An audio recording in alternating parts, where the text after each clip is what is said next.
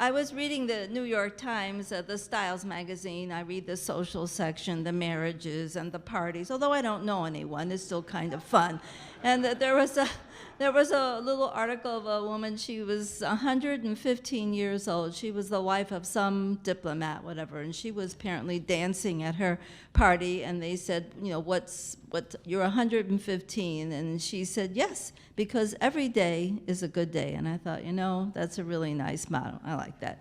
So I'd like to make a few comments today about a particular part of our anatomy, our feet.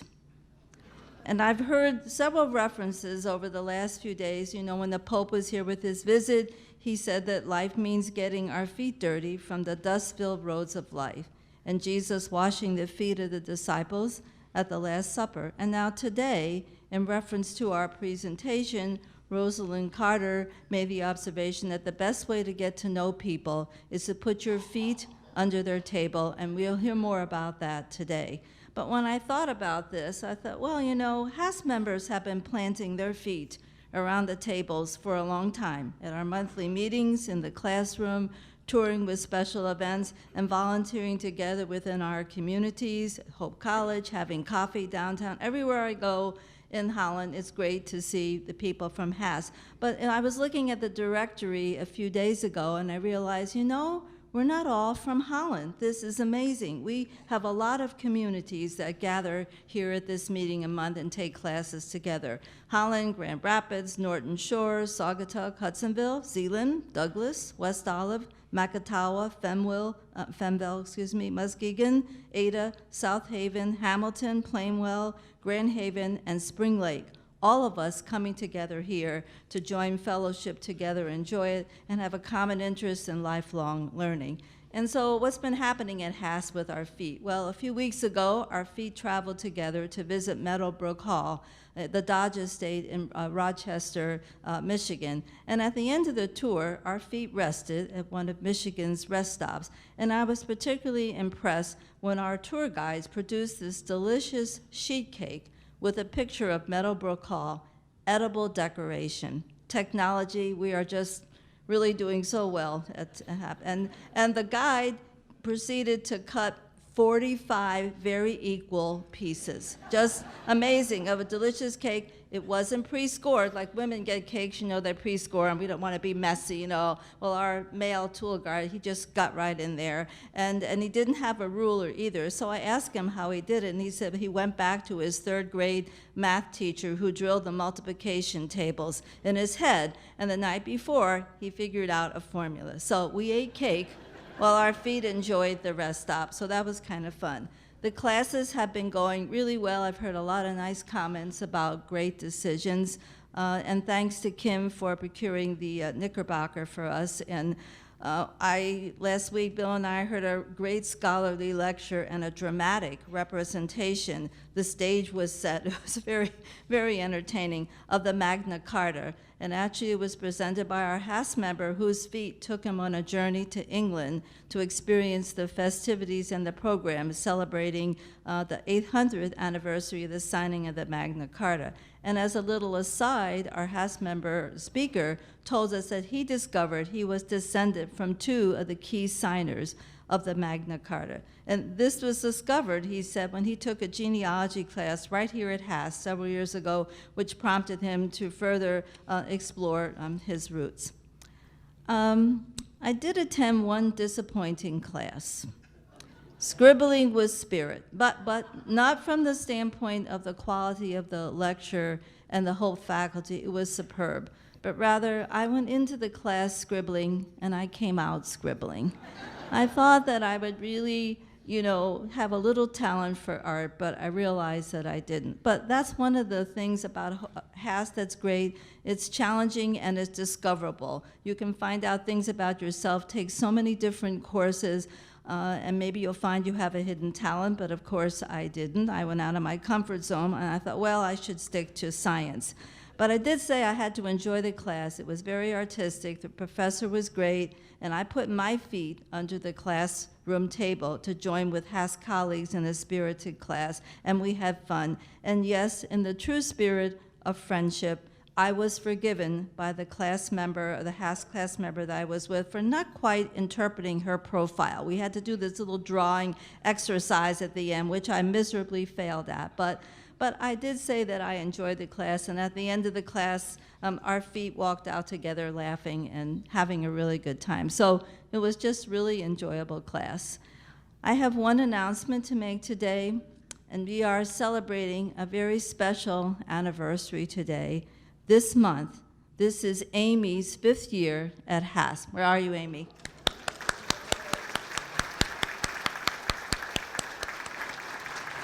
And as Kim often says when they ask her how she does it all, she just says, Amy, Amy, Amy. And so, Amy, we want to thank you for putting your feet together with ours, which I'm sure they're tired some days. And Kim asked me to tell you all that she purchased a small gift for Amy. It's a beautiful clock for her home, and Kim said she bought the clock because Amy is timeless. So, we appreciate you, Amy. Thank you. We don't have to hurry today. The school is still on fall break. At this time, I want to call Betty Voskel up, our chair of our membership committee. We have many guests and new members with us today, and Betty is going to introduce them. Thank you.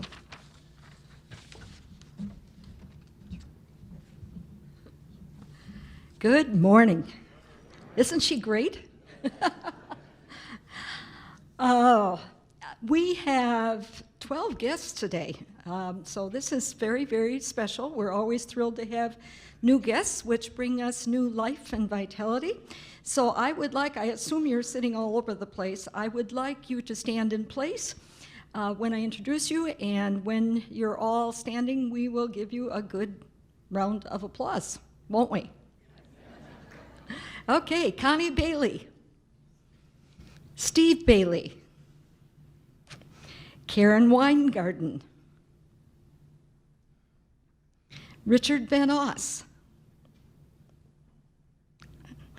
Jean Olney. Am I missing you, Jean? Oh, there you are. Great. Bob Olney, Deb Hoxbergen, Fran Hackney, Skip Keeter, way over there, Don Cinema, Carla Cinema, and David Anderson. Oh, there's David, next to Elliot. Great, so these are our guests for today. Let's give them all a round of applause.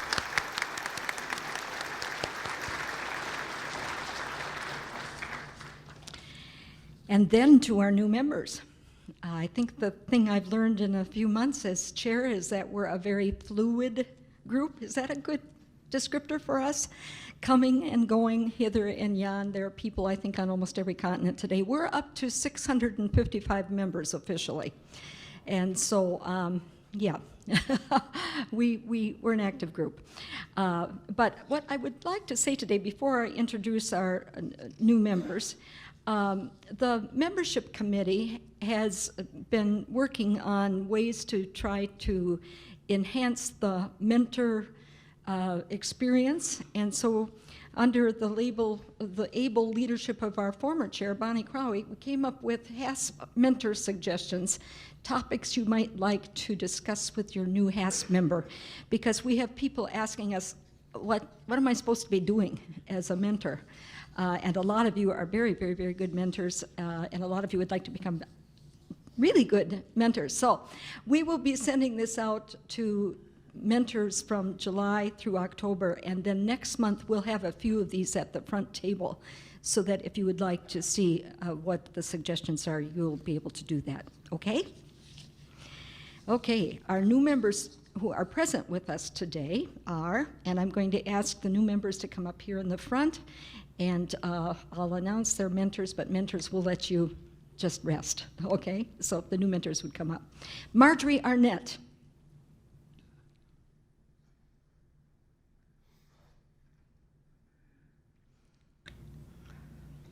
Barb Brademeyer.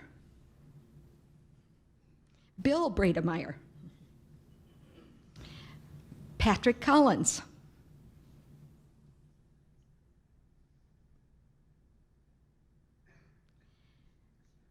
James Elshoff. Judy Hazelton.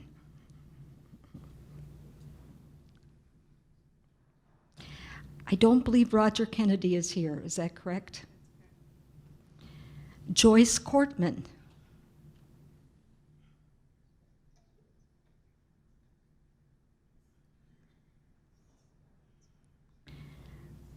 David Peschke. Kathleen Peschke. Camille Thompson. And William Vanderlucht.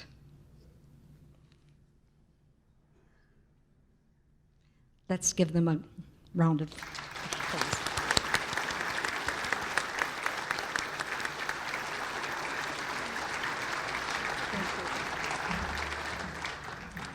Thank you, Betty, and thank you all for joining our feet together with HASP. It's a great organization. This time I'd like to have Joyce Elferding come up. She's a member of our great program committee who's been responsible for a lot of our introductions to here at HASP, and she'll introduce our program speakers.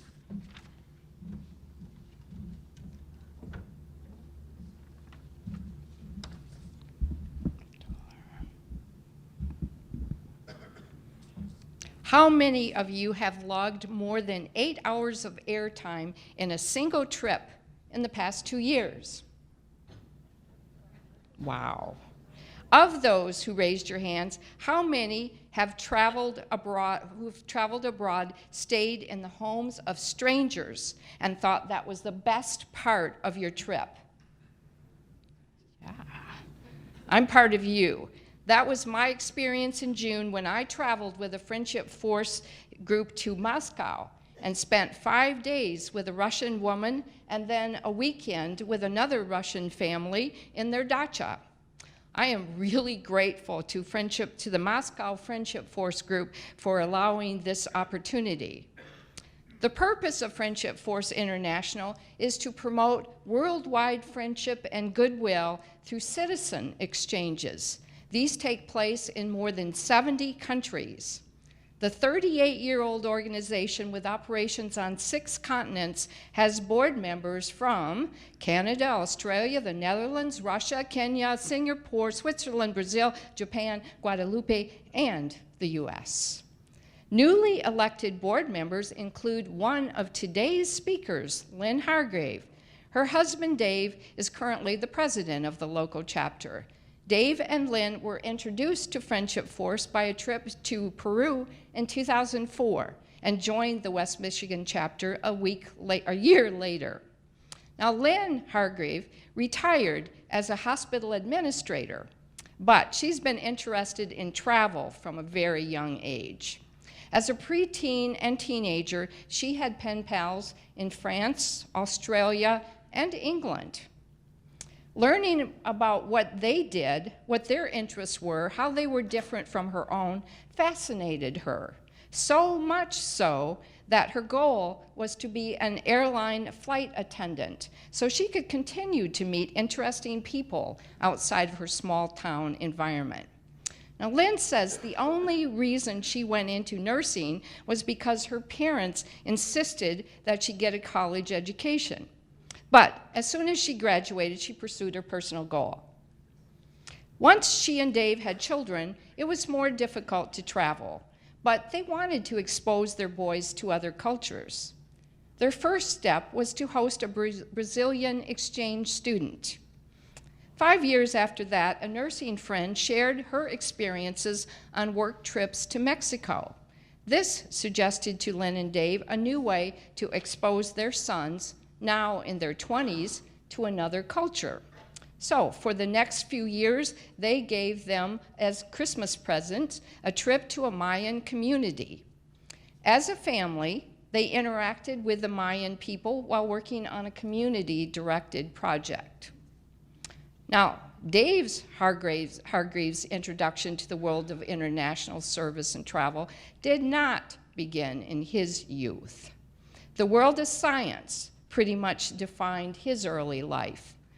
While still in the Navy teaching physics, he completed a master's degree with a course ranging from quantum physics to moral and existential philosophy. That would be a whole nother program. He says that if left to his own designs, he probably would have seen travel only as a way to accomplish specific goals, like collecting fossils. As her sometimes reluctant travel companion, he grew to see travel beyond sightseeing. His education and work environment also helped. After getting out of the service, Dave went on for a PhD in the history of science, minoring in European history. In 1969, he was hired into the College of General Studies at Western Michigan University. 2 programs there helped to change his focus. The first, he developed close teaching relationships with social scientists and humanists. Second, he became involved in developing an environmental studies program very soon after the very first Earth Day.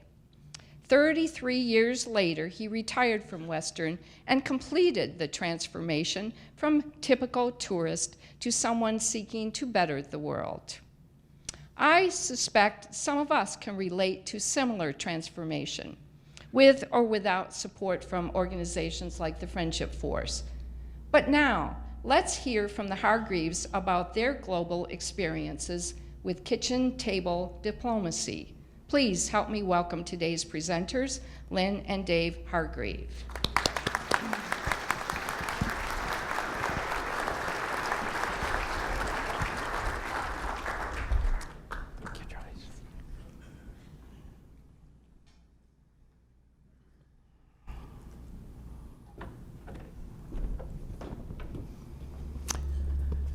Thank you, Joyce, for that introduction, and thank you folks at HASP for inviting us here to speak to you today.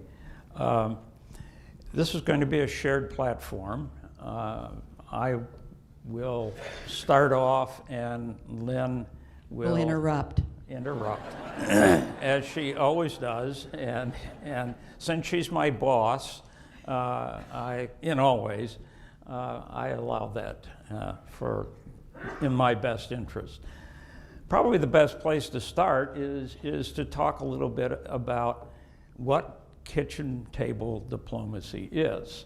Well, it's an informal term for referring to a kind of citizen diplomacy that involves homestays, living with people in other cultures as a way to break down the barriers and develop friendships and promote peace.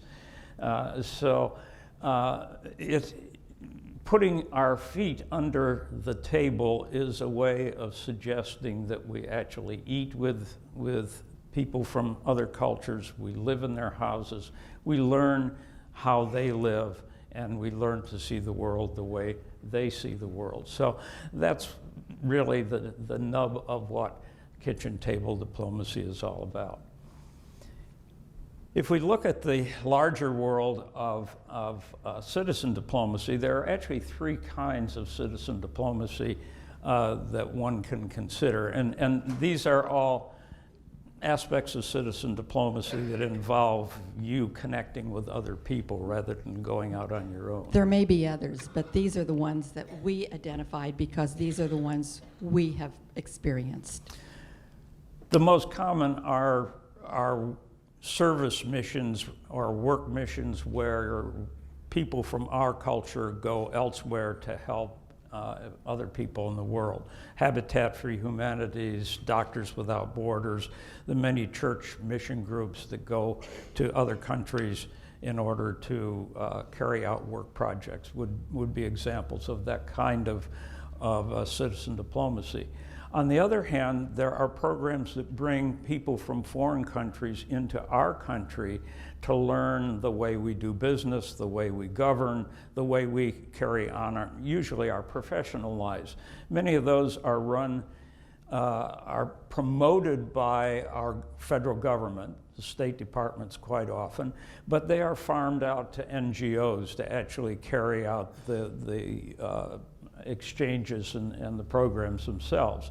And the third kind of model is one that combines these two, where there is some sort of mutual exchange going on between two cultures. Sister city programs are of that sort. What has been interesting for us is that we have found examples of each of these that involve kitchen table diplomacy. And that's actually how we became involved, is sort of step by step as we went through these three models, and in each case managed to find a program that focused on kitchen table diplomacy. And so that's the journey we want to take you on this morning. Our first experience, and this was alluded to by Joyce, was with an organization called Intercambio Cultural Maya. And it was a group that began in 1983 by sending work missions to Mayan villages in the Yucatan Peninsula. And they were, at their outset, something like Habitat for Humanities. They were construction projects. And gradually, as they moved into these villages, they realized that the needs of the people in the villages was much greater than simply having a new structure in their village. Most of these Mayan villages had no health care whatsoever, no medical care, no dental care. What they discovered was that the Mexican healthcare system takes aspiring physicians that are going to universities, medical programs in Mexico, and those students must give a year of public health service in a rural community. But they only go to rural communities if there is, number one, a place for them to practice, a clinic or a building that can be used as a clinic, and two, a place for them to live, a building for them to live in. Most of the Mayan villages did not have either. And so there were no doctors that ever showed up in those villages. There was no health care at all. So Intercambio began to expand its horizons to develop a medical team, a dental team, a health education team, as well as a construction team. Construction team would usually go in and try to construct the building so that thereafter that village could get hooked up with the medical system in Mexico. So we began to be involved with them just as their mission, if you will, increased in size.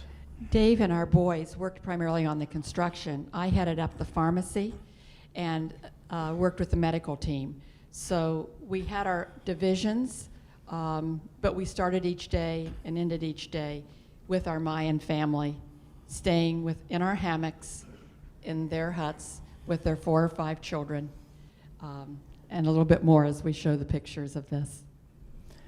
The slide that you're seeing, the slide that you just saw, you can go back to it for a second, is actually one of our homes. The thing about Intercambio Cultural Maya that made it distinctly different than most work mission trips was that we actually stayed in the households of the Mayan families. We were given a hammock at the beginning of our journey. We strung it up in the same room that the people stayed in, and we lived with them. We did not eat with them for the most part because we were bringing in a team of maybe 50 people into a village that had maybe 300 people in it, and those 300 people were exceedingly poor. And we could not stress the food system by actually having all of our meals with these Mayan people. But we did usually have at least one meal, one dinner with them during the week that we stayed. And that was a very illuminating experience because you had to realize, first of all, that the Mayan people would prepare a meal and they would serve it to us first. And they would not eat until we had eaten. And that meal would be tortillas, but it would also be chicken. usually prepared in some way. I'm going to interrupt. The picture on the top left is a family that owned a restaurant, and this was in a Guatemalan refugee village. And I thought, well, let's support them. So we went down with our kids. These were two boys in their early 20s, and we had some Western students with us.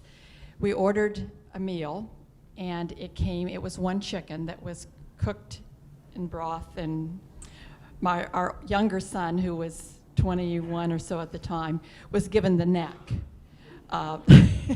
And had to be happy with that. So that one chicken fed 9 of us that night, and this was all the food they had. So it's important to realize that even though you had that one meal, it may have been very small. And to finish up where I was going with it, basically, if you were served first and you were given chicken, you realized that was probably the only meat that family was going to have for an entire week. If you ate all of it, they had no meat. If you refused to eat any of it, you were insulting them. How do you manage to bridge that particular gulf? Have enough to please them and yet leave them food for their table? These are our hosts for several of the years. Across the top are Guatemalan refugees that were living in UN camps. The UN would put down a cement floor, and the people would put the little sticks around it. So those are Guatemalan refugee families. The others were from Mexican ejidos or other towns, all in the Yucatan Peninsula. Okay, those are in fact 9 of the 11 families we stayed with. We went for 11 years. Our 2 sons, one of them went for 4 years and one for 5 years. And we're just going to share a couple of other things that have to do with our Mayan visits. This was our first village, Nicolas Bravo. It was an ejido, and Lynn in particular wants to share our first experience of hanging our hammocks with a Mayan family. So I will give her the stage here. It was this family. These are the children. The oldest girl there is 12. And the parents had gone off one night for church and left the children alone. And this was the inside of their home. Those 2 hammocks, and then those were the children's hammocks. We hung our hammocks, and there was also a slat bed, nothing on it, just wooden bed. And all of these children, 5 children, 2 in each hammock, and the smallest one with the parents on the slat bed. We hung our hammocks, and as I said, the parents had gone off to church, and the children, there was one light bulb in the middle of an incandescent bulb in the middle of the room, and the children were sitting on the slat bed watching us. And it was late, and we said, well, we want to go to bed. We want to get in our hammocks. And we're not probably going to show them anything they haven't seen before. So we proceeded to get undressed into our pajamas, and we were told that it could get quite cool there, and it did. This was over the Christmas holidays. And that we should bring a sleeping bag or a blanket. Well, I, in my ingenuity, thought, I'm just going to take a heavy blanket and I'm going to sew it up one side so it's like a bag, so that we'll be covered all the way around. Now picture this. These children are sitting over there on the bed, and we're trying to figure out how to get into this bag and then into the hammock. That's exactly what the children were doing, laughing. We had our challenge. We finally got in there, but that was the last year I took sewn-up blankets. I took sleeping bags with zippers after that. The second, third, and fourth year we went, we were in refugee villages from Guatemalan Mayans that had been driven out of their country in the 1980s. This was a deer dance that they did, and the first year we were there on New Year's Eve. for 3 hours, and it represents a sort of a pageant of what happened when the Spaniards came to the New World and interacted with the Mayan people. It was tremendously interesting for about the first hour, and then we had to sit there and watch the second and the third hour of it. But the next morning, to give you some sense of life there, the next morning, New Year's Day, was the day that the Zapatistas attacked the government forces in the state of Chiapas. The state of Chiapas was 100 miles away from where we were, but these Guatemalan refugees were incredibly frightened because they had been driven out of their country, and many of them killed by government forces, and now government forces were fighting against the native people in Chiapas. And so for the rest of our week there, they were a very nervous group of people, and rightly so. And their communication was one loudspeaker at one tienda, and so people would gather around this loudspeaker to hear the news. I'm going to move us on because I think we're spending a lot of time on Intercambio, and we have 2 other programs. The first noises that we would hear every morning was the corn grinder as the ladies went down to grind their corn to make their tortillas. And in Nicolas Bravo, our very first village, they did have a refrigerator. I opened it up, and the only thing that was in there was a pan of ground cornmeal. And they did make their tortillas over an open fire like this, just outside of the hut. And that was the way they ate. Do you want me to just keep going? Okay. Yeah. This was another Guatemalan refugee village, and this was one of the young girls, Maria, and our Rosa, that was in our home. And the women would gather and embroider or do this backstrap weaving in the village every day, just as kind of a social gathering place, just like we have our own sewing bees. And I took that year as a activity, I took crochet yarn and needles, and when I would get done with the pharmacy and the medical project, I would come home and say, and give this to them and show them how to crochet, and I would count 1, 2, 3, uno, dos, tres, as we embroidered. And on the very last night, we're laying in our hammocks, and the children are saying 1, 2, 3, 4, 5, 6, and then I would say 7, and they would go 8, 9. So it was just kind of I don't know how much crocheting they learned, though we did go away for dinner and come back and found that the women were there by candlelight crocheting. So it was kind of a meaningful gift to have taken to them. You want to say something? No, we'll go on. Okay. This was New Year's Eve. They had killed a pig, and we heard it squeaming, and this was the meat that they were selling the next day. I want to stop there. Okay. I want to say something about this. This is the 5th year in the 5th village, Otampi Blanco. And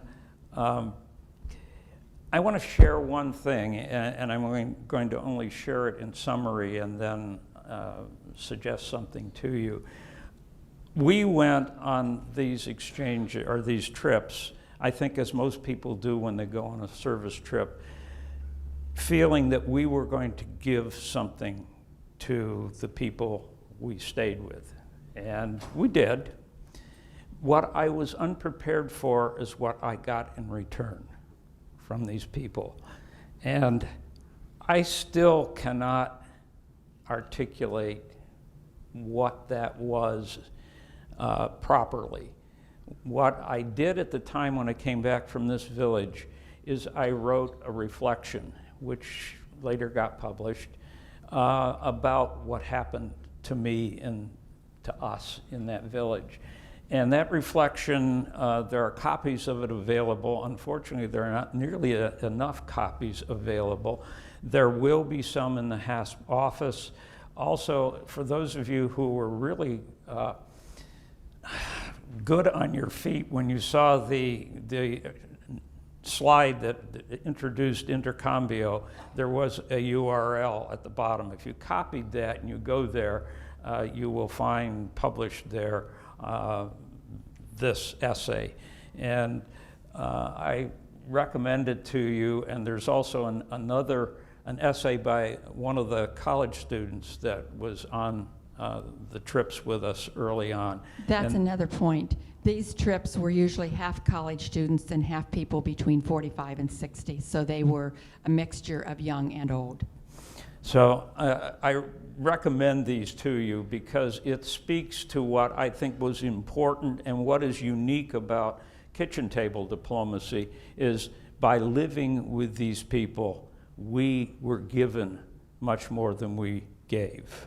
And that was the powerful thing that changed my life, was spending 11 years receiving gifts from these very poor people. So, okay. This picture is up simply because of the medical projects. The smallest girl there had a very serious heart defect. The family realized that she had a medical problem. They sold their pig to have the money to take her into Cancun to be evaluated. Found out that she needed surgery, that it was very costly. They did not have another pig, and so they came home with no service. We were able to find someone to do her surgery and get her some help. Just making chitlins.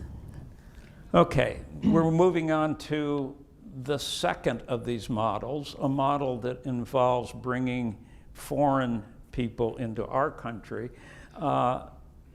In this case, via an organization called Colleagues International, which is Kalamazoo-based, and it's an NGO that supports and fields many of the programs developed by the State Department, Open World, and other projects where people are brought in, a lot of them from behind the old Iron Curtain countries, to either observe our government in action or inaction, as the case may be, or our professional life. Many of the people come for longer stays, some of them several months. There's a program that involves social workers coming from Germany. They usually are here for 2 or 3 months and are doing internships in social organizations. And again, the thing about Colleagues International is when those people are in our community, they are home hosted.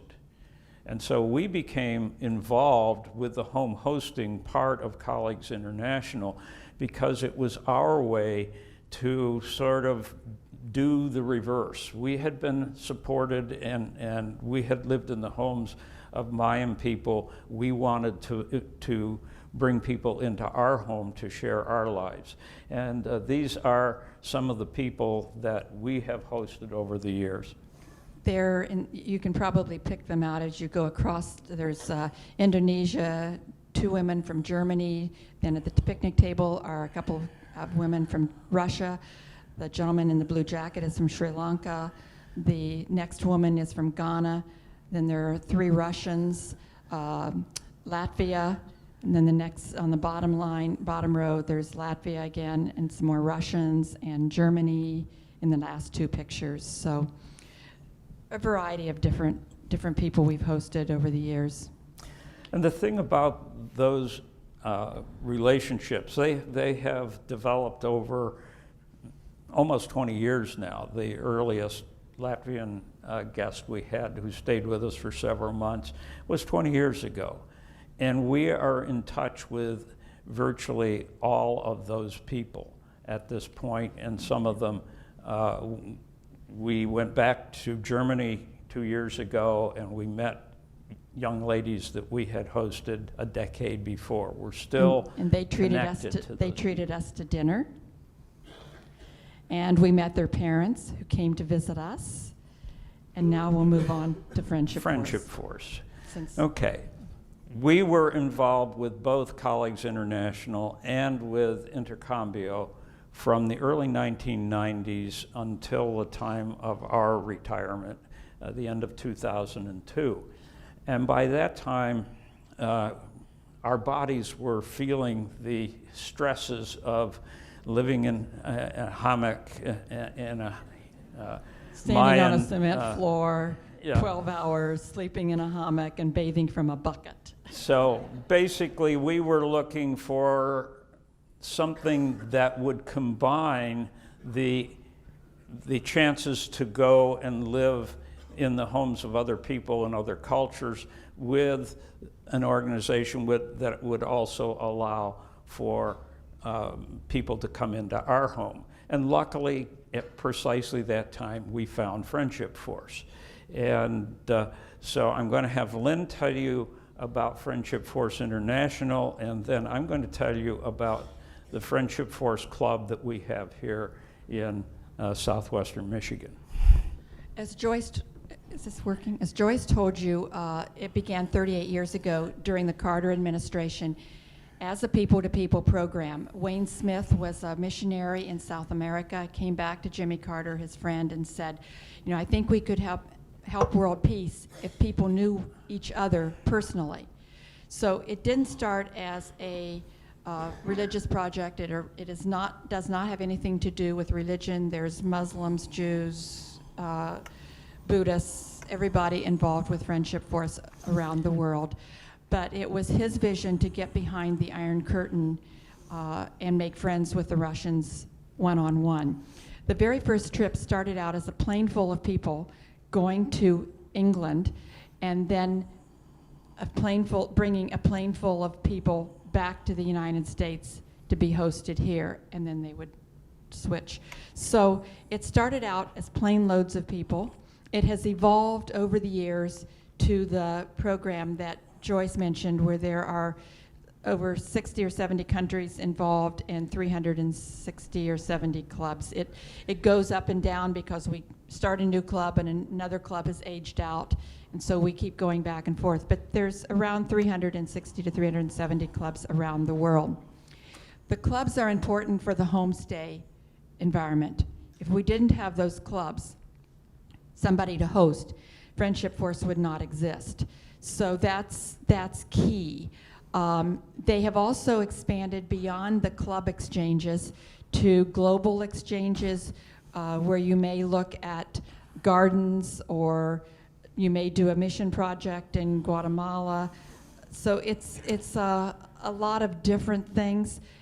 There's themed exchanges, and those usually involve a little bit of home hosting, maybe 4 days in one community, 4 days in another community, and it changes that way. They've also been doing some river cruises in Europe, where you don't do a homestay, but at the same time, you've gained friends all over the world because of all of your homestays, and so people come back together kind of as a reunion on a reunion cruise or on a riverboat cruise, and they meet each other and they just have a grand time, from what I understand. We've not done the cruises, and we've done primarily the club-to-club exchanges. It's a great way for single people to travel because you don't end up paying single supplements. It's a way for wives to go whose husbands are stick in the muds and don't want to travel. Or vice versa. So, and that happens a lot. We just, this past Saturday, sent home a group of Germans that had been with us for a week. One man came without his wife. At least one woman came without her husband. So they were not a couple. I mean, so it's a variety of people. We usually host about 15 to 20 people when they come into our country. Can I butt in here? No, I'm the only one that's allowed to interrupt. Oh, okay. I just wanted to say one thing about these club-to-club exchanges. The usual way you travel if you're a tourist, you probably, when you choose a destination, you get out your latest Rick Steve book, and you'll go through it and you identify all the things you want to see at that destination. You've got a laundry list. You go there and you check off, I've been here, done this, checked off this, and this, and this. If you go with Friendship Force and you go and meet a club and are home hosted, you have to go with no agenda. That club provides the agenda. They show you the world the way they want to show it to you. They want to show you their world in their way. And you go and you put yourself in their hands, and they may show you things that Rick Steve doesn't even know about, okay? And so it's a much different way of traveling. You see the world from their point of view. And for those of you who can't quite swallow the idea of never looking at Rick Steve, you can always extend either before or after the homestay and do the usual touring thing. So it's not an either or situation, but the homestays are a radically different kind of travel.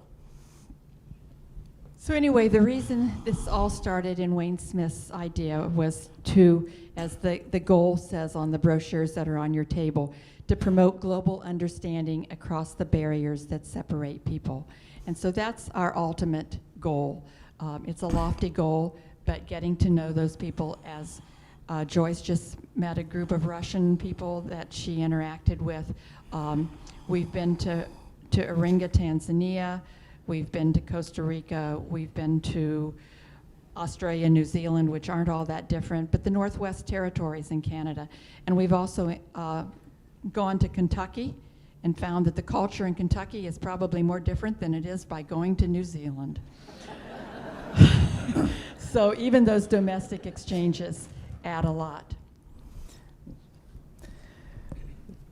The important thing is that when we discovered Friendship Force, we not only discovered Friendship Force, but we discovered that, lo and behold, there was actually a Friendship Force club in southwestern Michigan. And so we proceeded to join it and have been members ever since. And Lynn has been president of that club, and I'm presently president of that club. We are 53 people. At present. We've been growing considerably. We're pretty much focused on 3 metropolitan areas and the surrounding countryside, Kalamazoo, Grand Rapids, and Holland. And that isn't to say that we wouldn't look elsewhere, but we like to be sort of in an area where we can drive from one of the metropolitan areas to another. When we host people, we make tremendous use of the fact that, as Lonely Planet indicated, southwestern Michigan was rated the #1 tourist attraction in 2012. 14. In 2014, excuse me. And they cited the lakeshore, the beaches, the lakeshore communities, Art Prize, and craft beer drinking. Okay. And so we try to tie in many of those things. A beach picnic we had with a Brazilian exchange. We sail on the Friends Goodwill, take them out for a sail on Lake Michigan. We hit Meyer Gardens, the Presidential Museum, Amish country down in northern Indiana, and Art Prize, if Art Prize is going on. We do things in all of the major communities. We had a sunset beach picnic last week, which turned out to have an amazing sunset at Holland State Park. And outbound, we just wanted to share a few very short remembrances of some of our outbound exchanges. This was the first one to Trujillo, Peru in 2004. How many of you have heard of Trujillo? You know, everybody thinks of Peru and they think of Machu Picchu, and that was our goal. I wanted to go to Machu Picchu, and we saw this trip, and it was very inexpensive with airfare from Miami, but it had a homestay in Trujillo. Trujillo is the home of the Moche and the Chimu cultures, more gold than in Tutankhamun's tomb. You know, I had never heard of it, and it was just absolutely amazing to go there and to see these two ancient cultures that I was not familiar with at all. This particular family is kind of sad. Jorge was our host, the gentleman there. He was an obstetrician gynecologist, had studied in English, had never spoken English. They were keeping their little grandson, who was 3 at the time, because his mother had been in the hospital and had just come home at the time of this picture. And the little boy would say, or Jorge would describe the little boy as saying, "He's Jesus, he's Jesus." And we're saying, Jesus, he's speaking English with Spanish accents. He was jealous. So we had to kind of think that through. Anyway, the sad part of that is that the next spring after we were there, he was killed in an auto accident, the little boy, which drove a divorce between the two people on the left, the mother and the father. She was pregnant at the time he was killed, so they now have another little girl. And since then, Jorge developed pancreatic cancer, and he has passed away. So I'm still in contact with the girls via Facebook, particularly Bertha, the one in the jean jacket. The mother doesn't speak English, so I hear about her from people who go to Trujillo, and they'll comment, but I'm not in direct contact with her. Brazilians love to dance, and the one time that we always take our hosts out to dinner one night, and we had decided we would schedule a dinner together because they didn't speak a lot of English, and it was just easier if we kind of did a combined dinner. And we found in our little guidebook the best restaurant in Trujillo and suggested that maybe this would be a good place to go. And their only comment was, "Well, yeah, it's okay, but they don't have any dancing there." So, but they agreed that that's where we would go. So anyway, this was our family in Tanzania.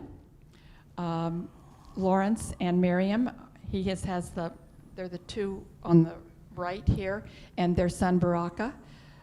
You can see Kobe Bryant? Baraka is in the white, and the picture. Oh, I'm sorry, yeah, and the Baraka. picture in the background is of Kobe Bryant, and he is not a member of the family. Yeah, this Okay. is Baraka's in the white.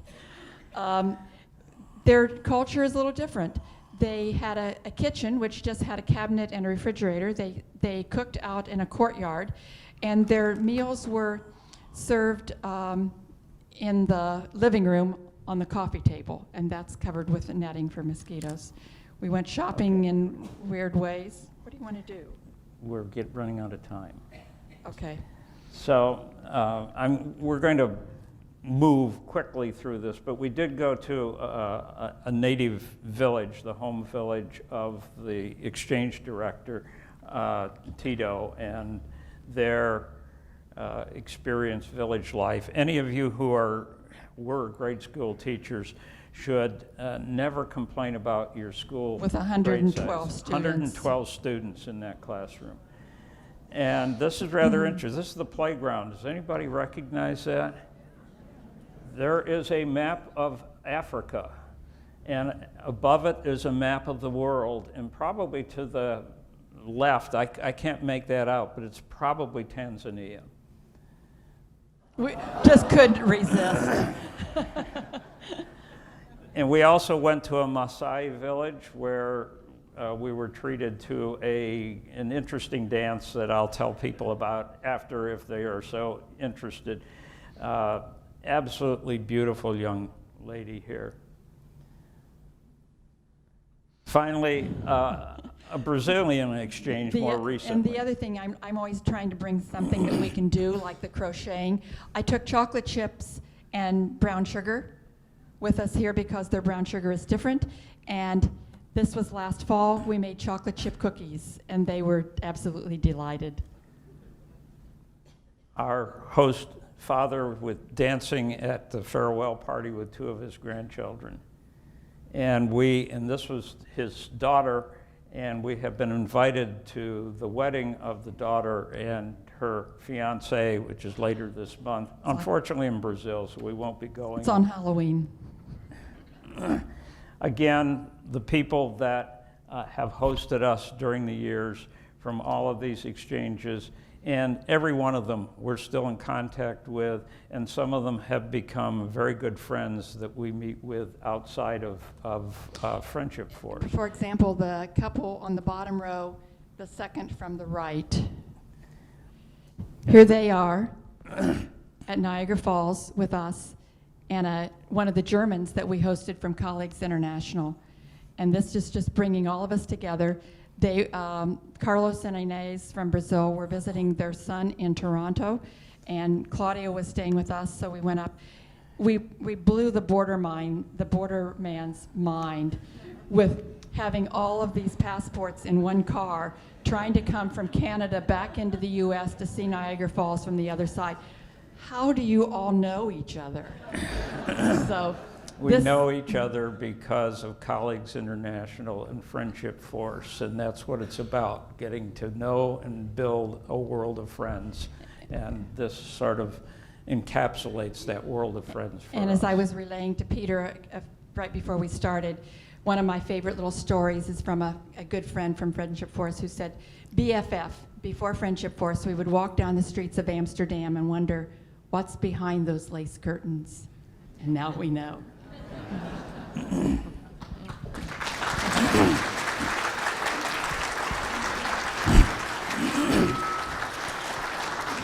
We've asked Lynn and Dave to actually do the impossible, to encapsulate, 30-some years of kitchen diplomacy into 40 minutes.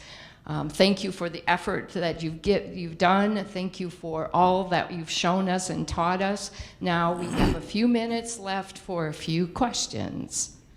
Do we have some questions? I'm back on your left.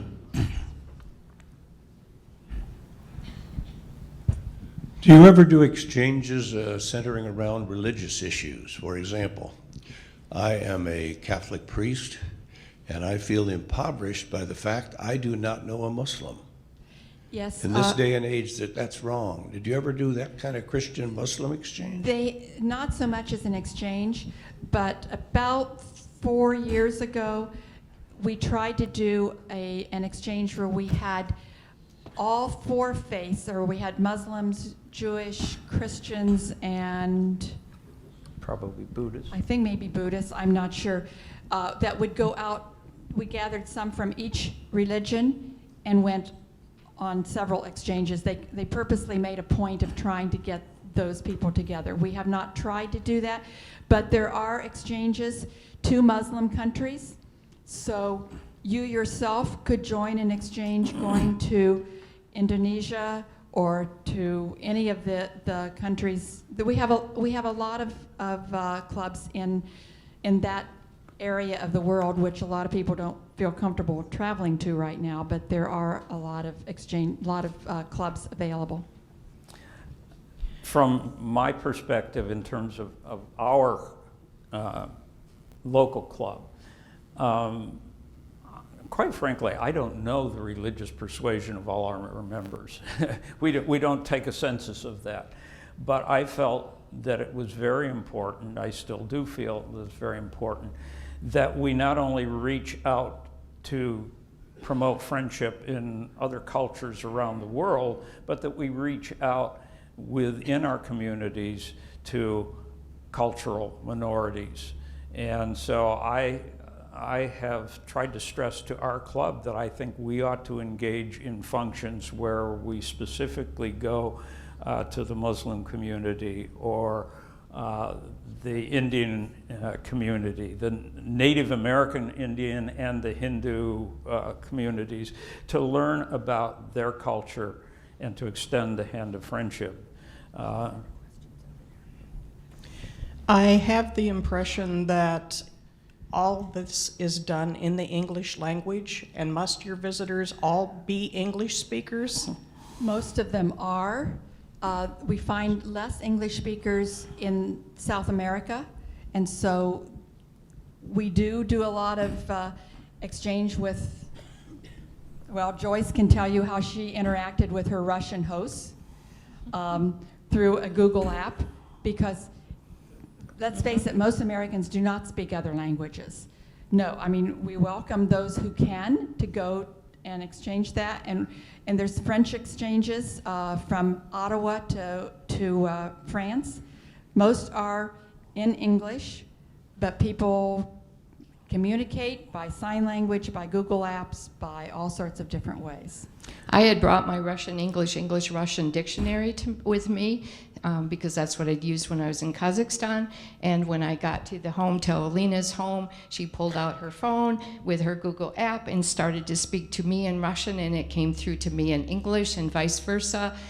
So it was not difficult, really, to learn about each other's culture, even though we didn't know each other's language. Okay. Yeah, I did a Friendship Force trip to Mexico, and I was on a language exchange. I actually spent 2 different weeks with different Mexican families who did not speak English. I went to language school there, and my goal was to improve my Spanish.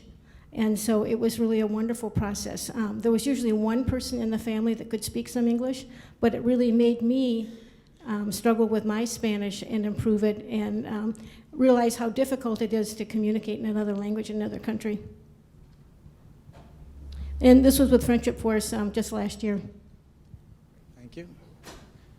Any other questions? Or I have one. Who plans the trips? Are they planned locally or at corporate level? Corporate level tells us where we can go. We apply and say we'd like to go to A, B, C, and D, and they give us one of those choices usually, or they try. We have more clubs in the United States than there are in any other country, so we don't always get our first or second choice. Our next trip will be Australia in October of 2016. Aichi, Japan will be coming here in June of 2016. So the location is planned by corporate, but we plan our own. So we plan the trip for the people coming in here.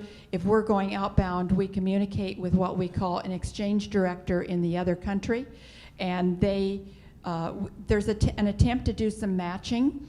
So when you have a list of your people who are traveling, you send that to the other club, and they say, oh, well, this person enjoys quilting, and Mary enjoys quilting, so I'll put this person with her. This person enjoys biking, I'll put this person with them.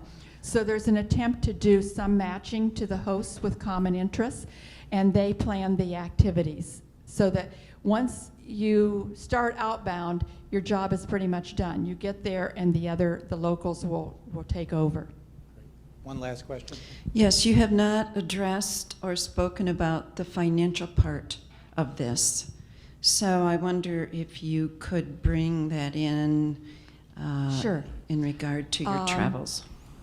Everybody pays their own way. There's no grants or anything for the airline travel. Once you get to what we do is we pay the host club a defined amount that they say will cover their expenses. So somebody that's coming in here, my recent budget was how much does it cost to go to Meyer Gardens? How much are we going to pay for lunch at the Amish country? What if we want to do a tour of an Amish farm, the Mennehoff Museum, the ship Goodwill? We figure up a budget of what those venues will cost, and then we tell them, we can do this for you for this last time we did it for $118. So we billed the Germans coming here for all that we did for them $118. That included their meals, their homestays, most of their meals. I think there was a couple of lunches out that they had to buy. For each week, Americans pay Friendship Force International $165. That's for their overhead. So minimally, usually, a trip will cost you $265 per week. That includes your homestay, your venues, and all that you'll do while you're with that family. That's minimal. I mean, if you're going to do, when we went to New Zealand, we did a cross-country train trip. That was additional. We went to Brazil. We went up to Chiclayo and to see a museum. Peru. In Peru, rather. I'm sorry, not Brazil, Peru. That was additional. So you come up with that. The minimum is $100 per week, and we give that to the host club. That's $100 per week per person that we give to the host club to pay for the activities that they will do with you while you are there. So it's your, and on the website, if you pull up the website, which is on some of the brochures, the one that's on the table, it has the international website. You can go to their catalog and it will show you a variety of trips that are happening or exchanges that are available at the current time. And it will tell you usually the price, the estimated price with that. Some of them include a tour. Sometimes those tours are optional. Those are the extensions that you can go beyond. Many times that is what raises the cost. Or if you go to Australia and say you have an exchange in Perth and an exchange in Sydney, you're going to have to pay an airfare that goes between Perth and Sydney, and that's going to be expensive. So those kind of things make the cost more expensive. But when you figure your actual time with your hosts, it's extremely, extremely cheap. And to come to West Michigan and spend only $118 and get all your lodging and all your food and all your venues was very reasonable for those Germans. And that's the same kind of thing we get when we go someplace else. Does that answer your question? And that's all the time we have right now for the question and answer period. I think Dave and Lynn will be around for a few minutes if you have some more questions to ask of them individually. So let's give them one more show of our gratitude.